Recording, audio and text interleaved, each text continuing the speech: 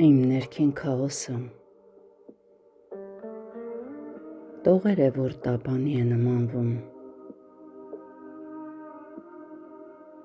նրա փայտերը քամուց փշրվում են, իսկ փորագրած միտքը, որ լույսի դեմ կռվում է, մութի հետ միջև վերջին շնչառությունը, խավարից քշված հողմից հավաքված իմ հայացքս տողին տող չի տալիս, իսկ հոգուս աղոթքը կորցրել է բառերը, միտքս թափառում է ծալքերի միջով ու տապաստան է փնտրում մի հայացքի, որ ոչ ոք չի տեսել։ Իմ սիրտը կարմիր է,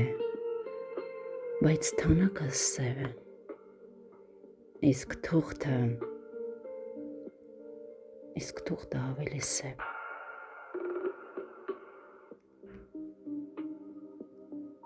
Խզբզանքից բարորված մտքեր առաջացած,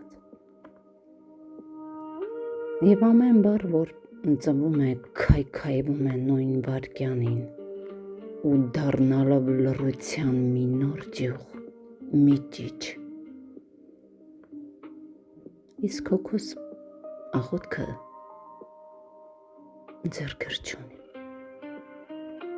նա չի ծալվում, չի խոնարհվում, նա միայն աչքեր է բաց պահում մթության մեջ, որպեսզի տեսնի, թե ինչպես է լույս է ծնվում ամենախոր խավարից։ Գիտես միտքս, որ իրականում երբեք չի ընդհատվում, այլ պարզապես թանակվում է մարմնիս մեջ ու